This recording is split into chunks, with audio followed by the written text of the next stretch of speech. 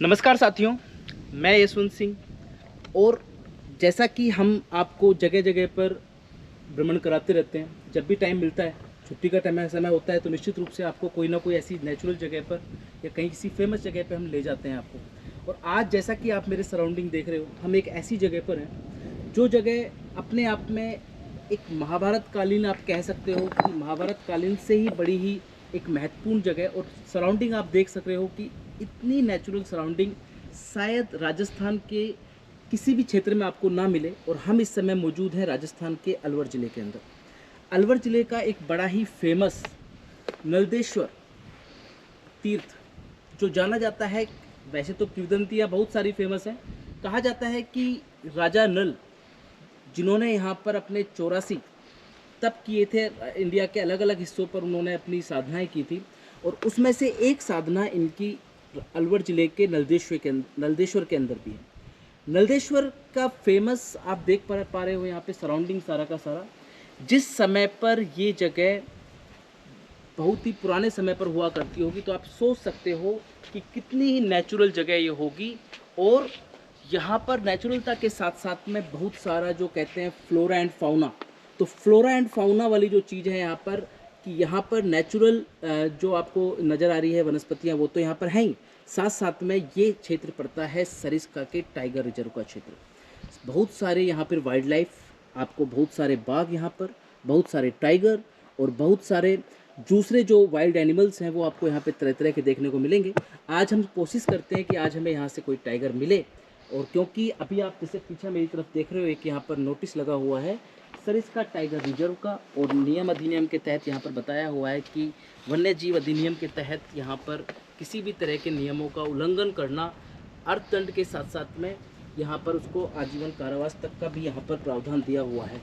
तो निश्चित रूप से अभी हम आगे चलकर इस जगह की प्रायिकता का पता लगाएंगे कि इस जगह के पीछे की कहानी है जो क्या है।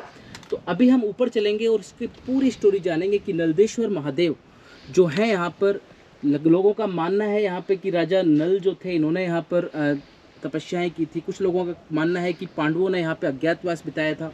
और साथ ही साथ में कुछ लोगों का ये भी मानना है यहाँ पर कि जो पांडव थे, उन्होंने यहाँ पर नेचुरल रूप से जो यहाँ का जो शिवलिंग है उसको स्थापित किया है। अब बात के पीछे की सच्चाई क्या है, अभी हम आधे रास्ते पर हैं। पूरे रास्ते पर जब पहुँचेंगे आगे तक, तो निश्चित रूप से पूरी चीज़ का खुलासा होगा कि नलदेश्वर महादेव किस लिए फेमस है और क्या इसके पीछे का इतिहास रहा है। तो हमारी पूरी कोशिश होगी आपको यहाँ के इतिहास के रूबरू कराने की। और अब हम आगे की तरफ चलते हैं और साथ साथ में आपको दिलवाते हैं आनंद, जो हम यहाँ पे आके फील कर रहे हैं वो आनंद शायद इस वीडियो को देखकर आप लोग भी फील करेंगे। तो हम लोग अभी चलते हैं यहाँ से, और मैं कैमरामैन से कहूँगा कि एक बार थोड़ा सा वीडियो, एक पूरी सराउंडिंग है इनको दिखाएं कि कितने दुर्गम रास्ते हैं ये। और जब जिस समय पे साधु महात्मा यहाँ पर अपने इस योग साधना के लिए आते थे, क्योंकि इस जगह साधना के लिए वही जगह उत्तम मानी जाती है जो जगह बिल्कुल शांत हो, नेचुरल ट्रैंक्विलिटी जहाँ पर जिसको बोलते हैं वो यहाँ पर हो। तो निश्चित रूप से साधु महात्माओं की पसंदीदा जगह ऐसी होती थी। और यहीं पर ही हम बात करते हैं, हमारे पास इतने साधु सन्यासियों के एग्जाम्पल हैं, चाहे वो गौतम बुद्ध का एग्जाम्पल हो, जो राजा सिद्धार्थ थे और राजकुमार होने के बावजूद भी बाद में जब उन्हें ज्ञान की तलाश में जाना पड़ा, तो उन्हें ऐसी ही नेचुरल सराउंडिंग की तलाश करनी पड़ी। तो वैसे ही नेचुरल सराउंडिंग आप अलवर ज़िले के अंदर बहुत सारी आपको मिलेंगी, जहाँ पर बहुत सारे भर्तृ महाराज का हमारे सामने एग्जाम्पल है, जो उज्जैन के राजा थे जिन्होंने भर्तृ में आकर साधना करी। तो कहने का मतलब अलवर जिला एक प्राकृतिक वनस्पतियों के साथ साथ में एक बड़ा ही तपोस्थली भूमि भी रही है, और बहुत सारे साधु सन्यासियों का यहाँ पर डेरा लगा रहता है। तो अब हम यहाँ पे देखें कि यहाँ की नेचुरल सराउंडिंग आप देख पा रहे हो कि जो व्यक्ति भी यहाँ पर आता है निश्चित रूप से प्रकृति का होकर रह जाता है। प्रकृति जो कि अपने आप में, जिसका इंसान का कहते हैं कि 5 महाभूतों से इंसान का शरीर बना हुआ है, और इन 5 महाभूतों का बाद में जैसे जिस चीज़ का, जिस अवयव से शरीर बनता है, उसी अवयव में वापस वो मिल जाता है। तो यहाँ पर वो सारी अनुभूति हर व्यक्ति अपने आप को अंदर से जानने का इजीली जान सकता है यहाँ पर रहकर। तो निश्चित रूप से ये जगह जिस समय पर अच्छी होंगी, जब यहाँ पे साधु महात्मा जिनका चुनाव किया, तो निश्चित रूप से ज़रूर इन जगहों के अंदर कोई ऐसी बात है। तो आज हम उन्हीं बातों का खुलासा करना चाहेंगे कि यहाँ पर ऐसी क्या बातें होती हैं कि इतने साधु सन्यासियों की ये पसंदीदा जगह बन जाती है, और इस तरह की नेचुरल सराउंडिंग जो कहीं ना कहीं सरकार के अनदेखियों का बाद में सबब बनती है। क्यों इन चीज़ों पे इतना ध्यान नहीं दिया जाता, जो इतनी महत्वपूर्ण जगह होती है जहाँ पे पूरी दुनिया से लोग देश विदेशों से आकर बहुत सारे साधु सन्यासी हमारे यहाँ पर तप करते थे। तो निश्चित रूप से इन जगहों के अंदर वो बात है आज। तो हम इन बातों को आज देखते हैं और आपको महसूस करवाते हैं जो आज हम यहाँ पर फील कर रहे हैं। तो मैं कैमरामैन से कहूँगा कि एक बार हमारे साथ चलें और आगे का वीडियो हम आपको ऊपर पहुँच के इसके बारे में बताएंगे कि इसकी क्या कहानी है और क्या नहीं है।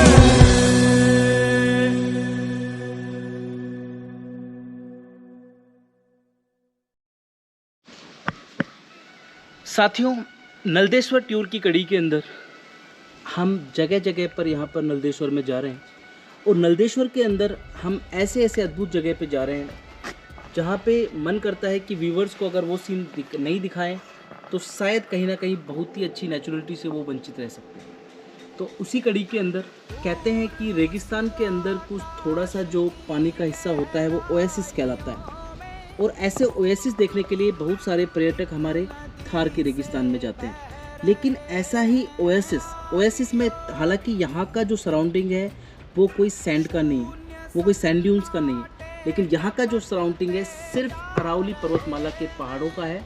और आप देख पा रहे हो मेरे जिस पेड़ पर मैं बैठा हूँ, ये पेड़ एक तालाब है जो बीचों बीच नलदेश्वर के है। इसमें थोड़ी बहुत मछलियाँ भी हैं, शायद कैमरे में आपको हो सकता है नज़र नहीं आए, लेकिन हमें यहाँ पर अच्छी तरह नज़र आ रही है कि बहुत सारी यहाँ पर जो है मछलियाँ भी हैं। बहुत सारे के अलग अलग तरीके के यहाँ पर प्रवासी पक्षी भी मुझे नज़र आ रहे हैं, कुछ दो चार। और जिस पेड़ पर मैं बैठा हुआ हूँ वो पेड़ शायद कुछ एक शायद कोई हब्स वाला पेड़ नज़र आ रहा है। पता नहीं कौन सा पेड़ है, मुझे इतना तो पता नहीं है इसके बारे में, लेकिन हाँ इतना ज़रूर है कि इस पेड़ के ऊपर बैठने के बाद सुकून जो मिल रहा है वो शायद आपको कई 5 स्टार होटल में भी आपको नहीं मिलता होगा। दूसरा, यहाँ पर अभी आप देख पा रहे हो इस नेचुरल ट्रैंक्विलिटी को। अगर मैं कहूँ कि कहीं ना कहीं पर जो ऋषि मुनि थे हमारे, जो पूरी दुनिया से आते थे यहाँ पे, उज्जैन के राजा भर्तृहरि ने भी कहीं ना कहीं यहाँ पर अपनी तपस्या की है, तो निश्चित रूप से उन्होंने जो जगह का चुनाव किया है, तो निश्चित रूप से वो जगह का चुनाव कहीं ना कहीं पर प्रासंगिक है कि इसी जगह का चुनाव क्यों किया भारत देश में। तो वो भी बहुत सारी जगह थी, लेकिन कहीं ना कहीं इन जगहों पर आकर मालूम पड़ता है कि जैसे नलदेश्वर का इतिहास बताता है कि राजा नल ने यहाँ पर तपस्या की है, यहाँ पर उन्होंने नेचुरल शिवलिंग स्थापित किया है, पांडवों ने अपना अज्ञातवास यहाँ पर बिताया है। तो निश्चित रूप से इस जगह में ज़रूर कोई ना कोई बात है, और वो बात आज, क्योंकि नलदेश्वर महादेव के बारे में कहा जाता है कि लगभग 18वीं शताब्दी का ये मंदिर था जिस समय ये स्थापित किया गया था। लेकिन आज वो जो ट्रैंक्विलिटी है, जो एक अंतर्मन की जो नॉलेज है, जो ज्ञान है, जो यहाँ पे शांति जो यहाँ पे बैठने से मिलती है, वो शायद आज तक भी वैसी की वैसी बनी पड़ी है। हो सकता है आज कुछ प्रशासनिक कारणों की अनदेखी के कारण जगह की सुंदरता जरूर प्रभावित हो सकती है, लेकिन कहीं ना कहीं पर वो शांति, वो यहाँ की जो नेचुरल सराउंडिंग है, उसके अंदर जो पावर है, वो पावर हमको यहाँ पर आज भी देखने को मिलती है। तो निश्चित रूप से सारे व्यूअर्स से मैं कहूँगा, जब भी आपको टाइम मिलता है तो एक बार हमारे अलवर ज़िले के अंदर नलदेश्वर टूर आप ज़रूर करें, निश्चित रूप से। और ख़ासकर सबसे अच्छा समय, आज तो हम खैर यहाँ पर अप्रैल के मंथ में आए हैं, लेकिन कहते हैं कि यहाँ का जो सबसे अच्छा सीज़न होता है वो लगभग यहाँ पर बारिश के मौसम में, जिसमें मानसून का टाइम रहता है। तो निश्चित रूप से जो अभी सामने आप जितने भी यहाँ पर ये पेड़ नज़र आ रहे हैं, जो शायद अलग अलग वैरायटी के यहाँ पर पेड़ हैं, यहाँ पे जंगली पेड़ भी हैं, और यहाँ पर आप बहुत सारे लंगूर तो आपको इस समय काफ़ी सारे नज़र आ जाएंगे। यहाँ पर टाइगर्स तक का भी यहाँ पर देखे जाते हैं, कई बार टाइगर है यहाँ पर, और भी जरख वगैरह, तो बहुत सारे वाइल्ड एनिमल्स भी यहाँ पर भरपूर मात्रा में हैं। और साथ ही साथ में जिस समय पर यहाँ पे बारिश होती है, उस समय पर जो आज आपको ये सारे जो पहाड़ों के पत्थर नज़र आ रहे हैं वो शायद आपको बिल्कुल नज़र नहीं आएंगे, सिर्फ आपको यहाँ पर ग्रीनरी पार्ट ही नज़र आने वाला है। तो ऐसे ही एक कड़ी के अंदर हम आपको और भी आगे ऐसी जगह पे आपको बार बार ले जाते रहेंगे। और अभी क्योंकि समय कम बचा है और हमें मंदिर तक पहुंचना है और आपको मंदिर के दर्शन भी करवाने हैं, तो अभी हम यहाँ से चलते हैं और आगे का जो इतिहास है वहाँ पे कोई व्यक्ति अगर हमें मिलेगा तो उससे हम जानने का प्रयास करेंगे कि यहाँ की स्टोरी क्या है। लेकिन जहाँ तक हमने कई 2-4 लोगों से पूछा तो उन्होंने हमें बताया कि राजा नल जो थे उन्होंने यहाँ पे तपस्या की थी, इसलिए इसे नलदेश्वर के नाम से जाना जाता है। पांडवों ने अपना अज्ञातवास बिताया यहाँ पर, और यहाँ पर जो शिवलिंग की स्थापना की गई है वो शिवलिंग माना जाता है कि जैसे एक बम्बी होती है, बम्बी का मतलब जिसमें सांप का जो घर होता है, बहुत सारे सांप रहते हैं, तो उस तरीके का मंदिर रूमा यहाँ पर शिवलिंग है और उस मंदिर के अंदर शिवलिंग स्थापित है जो कि एक नेचुरल है। और अभी हम ऊपर देखते हैं कि बात में सच्चाई कितनी है। सांप की बम्बी की तरह से उस मंदिर का निर्माण बताया जाता है, जो कहते हैं कि प्राकृतिक रूप से यहाँ पर, और शायद यहाँ पे आप जितने पत्थर देख पा रहे हो, ऐसा पत्थर आपको जो वहाँ पर देखने को मिलेगा वो यहाँ पे किसी भी पहाड़ के अंदर नहीं है। कहाँ से वो पत्थर आया, कैसे मंदिर का निर्माण हुआ, कैसे शिवलिंग बना, उस सब के बारे में हम मालूम करेंगे ऊपर जाकर। तो अभी हम यहाँ से विदा होते हैं और जल्द ही ऊपर चलकर आपको वहाँ के सारे इतिहास को बताते हैं। और आज नलदेश्वर के टूर की कड़ी के अंदर आप देख रहे हो कि इस नेचुरल जगह पर मैं नहा रहा हूँ, और नहा इसलिए रहा हूँ क्योंकि यहाँ के साधु महात्मा ने बताया कि ये जो पानी अभी आ रहा है, ये पानी किसी समरसिबल का या किसी कोई आर्टिफिशियल सोर्स से नहीं आ रहा, बल्कि ये पानी आप देख रहे हो, ये पाइप जा रहा है सीधा। मैं कैमरामैन से बोलूँगा ऊपर की तरफ दिखाएं एक बार, और ये पाइप वहाँ से एक नेचुरल सोर्स है और उस नेचुरल सोर्स से कनेक्टेड है, जो पता नहीं कितने सालों से ये पानी रेगुलर उस ज़मीन के अंदर से निकलता रहा है। और आप अगर आप इस पानी का टेस्ट लो के देखोगे तो मेरे हिसाब से ये पानी का जो टेस्ट है, पूरे मिनरल्स जितने भी आप लोगों के घरों में जो मिनरल के जो आपके लगे होते हैं, क्या बोलते हैं सर उसको, आर ओ वगैरह लगे होते हैं, तो वो जो आर ओ हैं सारे के सारे, वो भी शायद इस पानी के सामने फेल है। पानी का टेस्ट इतना अच्छा है कि सारे मिनरल्स जो आप देख रहे हो चारों तरफ, यहाँ पे प्रकृति के अंदर जो पहाड़ों में से ये सोर्स है पानी में। और कहा जाता है कि ये पानी सर्दियों के अंदर, जैसा मैं यहाँ के साधु महात्मा ने बताया कि सर्दियों के अंदर ये पानी गर्म फील होता है, और गर्मियों के अंदर जैसा कि अब बहुत तेज़ धूप है बाहर की तरफ, तो ये पानी का जो महसूस है, मतलब बहुत ठंडा पानी है। और पूरे थकान एकदम से जो हम रास्ते में चढ़कर आए हैं नीचे से ऊपर तक, आपने देखा, हमने आपको बीच में दिखाया भी, कितने दुर्गम रास्ते हैं, चढ़ना बड़ा मुश्किल है, हर व्यक्ति यहाँ पे नहीं आता है, क्योंकि यहाँ पर आना ही अपने आप में एक बहुत बड़ी उपलब्धि मैं कहूँगा। तो यहाँ पे जो भी व्यक्ति आते हैं, ज़्यादातर नौजवान लोग आए हैं यहाँ पर, और शायद ज़्यादा उम्र के लोगों का मेरे हिसाब से आना चाहें तो वैसे आ सकते हैं, लेकिन जगह बड़ी दुर्गम है। और कोशिश करें कि अंधेरा होने से पहले ही यहाँ पर आएँ और अंधेरा होने से पहले यहाँ पे चले जाएँ, क्योंकि रास्ते बड़े ऐसे हैं जहाँ पे आप रास्ता शायद भटक भी सकते हो। और अभी आप देख रहे हो कि बहुत सारे यहाँ पर नेचुरल हब्स भी नज़र आ रही हैं। पता नहीं किस किस के पेड़ हैं, जो इस बारे में जानकारी रखते हो तो शायद वो मुझे बताएं कि यहाँ पे बहुत सारे, तो गूलर का पेड़ तो मुझे नज़र आ रहा है कि मेरे पीछे की तरफ एक बहुत बड़ा गूलर का पेड़ है। इस तरफ कुछ और यहाँ पर नेचुरल वेजिटेशन है जिनके बारे में पता नहीं चला कौन सी नेचुरल वेजिटेशन, हम पूछने का प्रयास करेंगे यहाँ पे। यहाँ के जो महात्मा है, बहुत सारे वाइल्ड लाइफ यहाँ पे नज़र आ रही है, बंदर दुनिया भर के हैं यहाँ पर, आप देख रहे हैं यहाँ पे बंदर भी काफ़ी सारे हैं। और पानी को गिरने के बाद में ऐसा लग रहा है जैसे आज ही नया जन्म ले लिया हो। तो ये अतिशयोक्ति नहीं कह रहा मैं, वास्तव में आप खुद यहाँ पर आकर फील करना तो आपको लगेगा कि वास्तव में ये कितना एक फील आता है। और क्यों साधु महात्मा इतने महान ऋषि भारतवर्ष के अंदर हुए हैं, क्यों उन लोगों ने इस तरह की जगह का चुनाव किया, इस चीज़ को मैं खुद यहाँ पर महसूस कर रहा हूँ यहाँ पर। तो ऐसे ही तो जितनी बाल्टी हर बार डाल रही है ऊपर सर पर, इतना ही अच्छा फील आता जा रहा है कि यार जैसे आज ही एक नया जन्म हो गया हो, तरोताजगी से भर गया पूरा शरीर। और अभी हम आपको दिखाएंगे, मैं कैमरामैन से कहूँगा थोड़ा सा एक बार राइट साइड आए मेरी तरफ, और ये जो ऊपर की तरफ आपको नज़र आ रहा है इस मंदिर का जो ऊपर का जो गुंबद है, गुंबद एक तरह का क्या है कि बाम्बी, जैसे सांप की बाम्बी होती है, सांप की बाम्बी जिसमें सांपों का जो घर होता है वो यहाँ की स्थानीय भाषा में बाम्बी के नाम से जाना जाता है। तो वो जो जगह है यहाँ पर सांप की बाम्बी, उस रूप में ये मंदिर बना हुआ है। ऐसा लगता है जैसे कि लावा ठंडा हुआ हो या इस तरीके का कुछ मंदिर का निर्माण है। आके हम शिवलिंग का दर्शन भी करेंगे, पहले स्नान कर लेते और नहाने के बाद में हम आपको दिखाएंगे यहाँ पर ऊपर की तरफ जो कहते हैं कि राजा नल के द्वारा जो यहाँ पर प्राकृतिक रूप से जो शिवलिंग की स्थापना की गई थी। अभी हम वहाँ भी चलेंगे और आपको दिखाएंगे उस जगह के भी नज़ारे। तो कैमरामैन से कहूँगा कि थोड़ी देर अभी चाहें तो रेस्ट कर लें वो, और मैं थोड़ा सा नहा लेता हूँ और नहाने का एंजॉय पूरा ले लेता हूँ। वही कि मेरे को क्योंकि नहाने में बड़ा मज़ा आ रहा है यहाँ पर, इतना अच्छा फील हो रहा है कि मैं आपको बयान नहीं कर सकता इस कैमरे के अंदर कि कितना अच्छा यहाँ पर फील हो रहा है। बहुत एक तरोताज़गी, एक नई एनर्जी से भर गए हैं। जितनी थकान हमको यहाँ पे आने के बाद महसूस हो रही थी, वो सारी थकान शायद हमारी अब जा चुकी है। तो आगे की अभी स्टोरी हम आपको बताएंगे। थोड़ा तैयार हो लेते हैं, थोड़ा फ्रेश हो लेते हैं ज़रा सा। ठीक है, थैंक यू वेरी मच। नमस्कार साथियों, और अब नलदेश्वर यात्रा का हमारा अंतिम पड़ाव, जिस यात्रा को लेकर हम नीचे से चले थे, उस यात्रा के अंतिम हिस्से पर हम पहुंच चुके हैं और हम पहुंच चुके हैं मंदिर के बिल्कुल नज़दीक।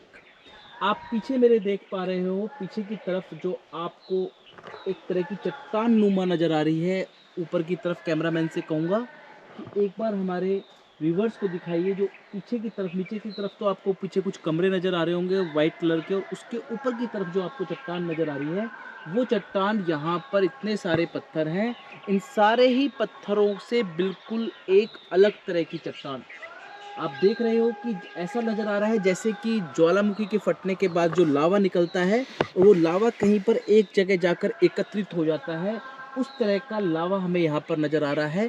लोगों का मानना है कि ये जो लावा नुमा चट्टान बनी है, ये एक भगवान शिव भोले की कृपा से ही ये नेचुरल रूप से यहाँ पर इन्होंने अवतार लिया, और इसी बाम्बी रूप में लोग इसको, कई लोग बाम्बी भी कहते हैं। बाम्बी एक ऐसी जगह होती है जहाँ पर सांपों के रहने की जगह होती है, मिट्टी की बनी होती है। लेकिन ये चट्टान आपको, हम क्योंकि नज़दीक से जाके भी मैंने देखा, ये दिखने में ज़रूर आपको मिट्टी नुमा नज़र आ रही है, लेकिन इस चट्टान, काफ़ी मजबूत चट्टान है ये, और इस चट्टान के अंदर बहुत सारे पक्षियों ने अपने रहने के आवास भी बनाए हुए हैं। और इसी बम्बी नुमा जो आपको ये चट्टान नज़र आ रही है, इसी के अंदर एक प्राकृतिक रूप से स्थापित शिवलिंग है। नीचे हमने कुछ लोगों से बात करी तो लोगों ने हमें बताया कि इस जगह का जो संबंध है राजा नल से है, और नलदेश्वर इसको इसलिए बोला जाता है क्योंकि राजा नल जो थे, उन्होंने यहाँ पर शिव जी की स्थापना की, ऐसा लोगों का मानना है। हमने विभिन्न तरह के लोगों से बात की, विभिन्न लोगों से इनकी इस जगह के बारे में जानने की हमने कोशिश करी। अभी यहाँ के जो मुख्य महाराज हैं, जो अभी इस समय हैं, महाराज सुंदरदास जी महाराज, वैसे तो बहुत सारे यहाँ पे संत महात्मा आते जाते रहते हैं हर हिस्सों से, लेकिन अभी जो यहाँ पर विराजमान जो महाराज हैं वो सुंदरदास महाराज है, जो यहाँ के लोकल हैं। और अभी हम उनसे भी आपसे बातचीत करवाएंगे और उनसे पूछेंगे कि यहाँ पर का इतिहास, वास्तविकता क्या है, और इस जो ये बाम्बी नुमा जो हमको ये शिवलिंग नज़र आ रहा है, इसकी इतिहास क्या है। कुछ लोगों का ये भी कहना था कि यहाँ पर पांडवों ने अपना अज्ञातवास बिताया, लेकिन वास्तविकता कितनी है, बातों में सच्चाई कितनी है, कौन सी बात यहाँ पर ज़्यादा प्रासंगिक है, वो हम अभी महाराज जी से जानने का प्रयास करेंगे। और अभी जो आप जो जगह देख रहे हो, हम वहाँ पे अंदर चलते हैं और अंदर चलकर आपको जगह का नज़ारा दिखाते हैं कि किस तरीके का शिवलिंग है। चलिए, तो मैं कैमरामैन से कहूँगा एक बार आइए सीधा, और यहाँ की एक बार नेचुरल सराउंडिंग भी आप दिखाते चलिए कि यहाँ पर देख लीजिए आप कितना, अभी यहाँ पे एक सोर्स भी है, तो मैं कैमरामैन से बोलूँगा कि एक बार आप आइए एक बार पीछे की तरफ, और नेचुरल सोर्स जो है पानी के, वो हम आपको दिखाते हैं यहाँ पर। और बोला जाता है कि ये प्राकृतिक जो नेचुरल सोर्स है पानी का, जो यहाँ पे निरंतर बहता रहता है, वो पता नहीं कितने ही गैलन पानी मेरे हिसाब से रोजाना यहाँ बहता होगा, पता नहीं कब से बह रहा है, इसका कोई वो भी पता नहीं है। लेकिन ये बात जरूर है कि बिना किसी मोटर, बिना किसी सबमर्सिबल का पानी यहाँ पर मौजूद है। सामने आप देख पा रहे हो डंबर भी है, और म्यूजिक, जैसा कि मंदिरों में आवाज़ आती है, तो मंदिरों का म्यूजिक आपको नज़र आ रहा होगा यहाँ पर। बहुत ही एक आध्यात्मिक यहाँ का वातावरण, एक अलग ही सराउंडिंग यहाँ का। तो अभी हम आपको यहाँ पे शिवलिंग के दर्शन कराते हैं यहाँ पे, और बंदर आप देख ही पा रहे हो क्योंकि वाइल्ड लाइफ यहाँ पर, विभिन्न तरह के वाइल्ड लाइफ एनिमल्स यहाँ पर मौजूद है। तो अभी आप देख रहे नज़दीक से एक बार इस बाउंड्री को दिखाएं कि जैसे कई कई तरह के रॉक्स भी होते हैं, चट्टानें कई तरह की होती हैं। तो क्या पता ये चट्टान का, अगर हम साइंटिफिक रूप से या ज्योग्राफिकल रूप से यहाँ पे देखते हैं, तो इस चट्टान का कॉन्टैक्ट जो है कहीं ना कहीं पर देखने पर कई तरह की चट्टानें होती है, आग्नेय चट्टान होती है। तो आग्नेय चट्टान जो होती है वो लावा के ठंडा होने से बनती थी, तो सेम इसी तरह की चट्टान ये हमको नज़र आ रही है। अगर हम ज्योग्राफिकल रूप से इसकी बात करते हैं, भौगोलिक रूप से इसकी बात करते हैं, तो कहीं ना कहीं पर ये चट्टान ऐसा नज़र आता है जैसे कि ज्वालामुखी का फटना और फटने के बाद उसके लावा का जमा हो जाना, इस तरीके की चट्टान। लेकिन यहाँ पर इस हिस्से के अलावा पूरे हिस्से पर ऐसी चट्टान एक भी किसी जगह पर नज़र नहीं आती। तो निश्चित रूप से ईश्वर का कहीं न कहीं पर एक मुख्य यहाँ पर हम चमत्कार ही कह सकते हैं कि इसी जगह पर ये चट्टान है। और अभी आप देख ही रहे हो, यहाँ मैं नज़दीक से इस जगह को देख रहा हूँ, तो यहाँ पर मुझे कुछ काला-काला जैसे गोंदनुमा पदार्थ है, वो भी इस चट्टान में से निकलता हुआ नज़र आ रहा है। बहुत सारे बंदर यहाँ पर बैठे हैं, बहुत सारे पक्षियों ने अपना आश्रय स्थल इस जगह को बनाया हुआ है। तो अभी हम एक बार इस मंदिर के अंदर चलते हैं। इस गुंबद के, ये बाम्बी के अंदर शिवलिंग स्थापित है, और शिवलिंग को हम दिखाते हैं आप लोगों को कि कैसी भोलेनाथ की कृपा यहाँ पर बरस रही है। तो वो हम लोगों को दिखाते हैं। स्पेशली शिवरात्रि के समय का यहाँ का जो माहौल है, वो शायद देखते ही बनता होगा, भीड़ कुछ ज़्यादा रहती है, लेकिन हर उम्र का व्यक्ति यहाँ पे नहीं आ सकता है, क्योंकि रास्ता बड़ा ही दुर्गम है, और दुर्गम रास्ते पे आना हर व्यक्ति का शारीरिक रूप से वो सक्षम नहीं होता है इस जगह पर आने में। तो हम आपको दिखाएंगे यहाँ पर आगे की तरफ किस तरीके से यहाँ पर विराजमान है। कैमरामैन से कहूँगा मैं एक बार आगे की तरफ यहाँ पर दिखाएंगे।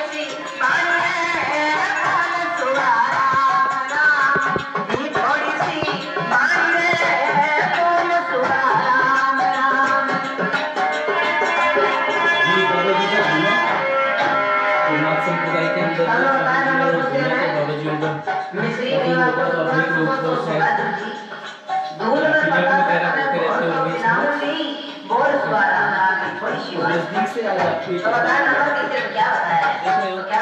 चट्टान है, बिल्कुल पत्थर बिल्कुल अलग है।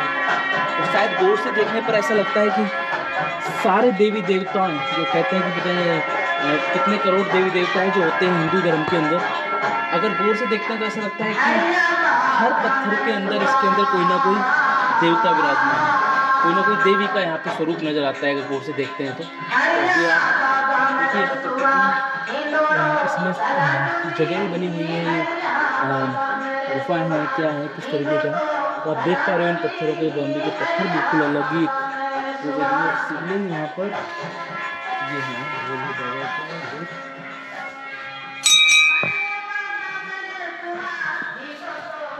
ये देखिए बिल्कुल नेचुरल रूप से कुछ मूर्तियाँ यहाँ पे तैयार की गई हैं।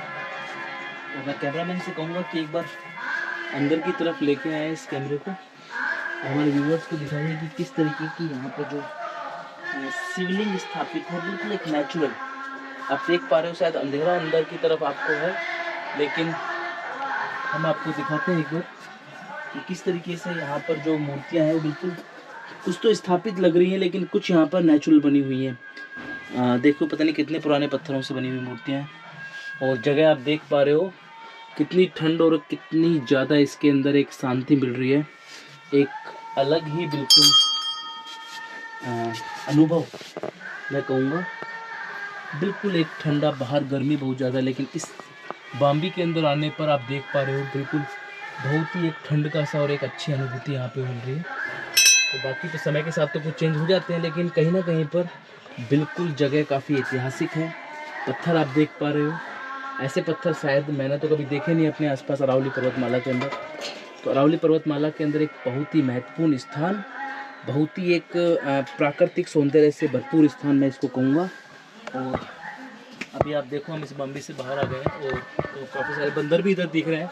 तो बंदर भी आ गए हैं, शायद भूखे रहते हैं, क्योंकि जंगलों के अंदर इतना ज़्यादा खाने को नहीं मिलता। और देखिए आप किस तरीके से अपनी पढ़ाई कर रहे हैं। तो अभी हम यहाँ के जो मुख्य महात्मा जी हैं, महात्मा सुंदरलाल जी, उनसे भी आपसे बातचीत करवाएंगे और उनसे कुछ पूछेंगे कि यहाँ का इतिहास वास्तव में क्या है, किस तरीके की जो ऐतिहासिक बातें हमको बताई गई हैं उन बातों में कितनी ज़्यादा सच्चाइयाँ हैं। लेकिन हाँ, एक बात ज़रूर नज़र आ रही है कि जगह ज़रूर ऐतिहासिक नज़र आ रही है, बिल्कुल एक अलग ही अनुभव। और आप देख पा रहे हो जिस जगह पर मैं खड़ा हूँ, देख लीजिए आप, कहीं ना कहीं पर प्रधानमंत्री जी का सपना जो है, सोलर पैनल, बिल्कुल भी लाइट की दुर्गम रास्ता है, तो यहाँ पे लाइट की व्यवस्था भी नहीं है, लेकिन मंदिर के अंदर अभी 2 कमरे का निर्माण किया गया है, तो यहाँ पर सोलर पैनल की भी व्यवस्था की गई है। और यहाँ पे जो लाइटें आ रही हैं अभी इन सोलर प्लेट्स की सहायता से यहाँ पर लाइट आती है। तो दुर्गम रास्ता है, तो निश्चित रूप से कहीं ना कहीं पर ये जो प्राकृतिक जो रिसोर्सेज हैं जिनकी सहायता से हम लोग एनर्जी के अंदर अपना लाइट वगैरह का काम चला रखा है। नीचे आपने पानी का भी सोर्स देखा जो नेचुरल रूप से आ रहा है, पता नहीं कहाँ से आ रहा है उसका भी कुछ पता है, लेकिन सब कुछ यहाँ पर प्राकृतिक। कुछ भी चीज़ यहाँ पर ऐसी आपको नज़र नहीं आएगी इसमें बिल्कुल भी कृत्रिमता हो, सब चीज़ यहाँ पे आपको बिल्कुल आर्टिफिशियल नज़र आएगी। तो इसी के साथ हम अपने अभी इस बात को ख़त्म करते हैं। आगे हम आप लोगों को अभी बात कराएंगे यहाँ के मुख्य महात्मा जी सुंदरदास जी से, और इनके बारे जगह के बारे में बातचीत करेंगे उनसे, फिर आपको इसके बारे में बताते हैं क्या है।